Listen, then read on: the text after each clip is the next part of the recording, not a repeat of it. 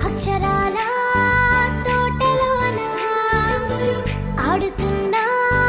చిన్ని చిన్ని తూనిగలం పుస్తకాల చెట్టు కింద ఊగుతున్న చిట్టి పొట్టి చిన్నారులం అమ్మ పాట వింటూనే అమ్మాలు ఇడ్లీ వడ తింటూనే ఇడ్లీలు అంతా కూడి ఆడి పాడి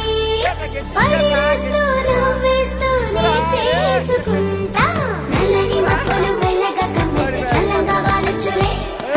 వాన చివరికొస్తే వాగులో బక్కలు చెరువులు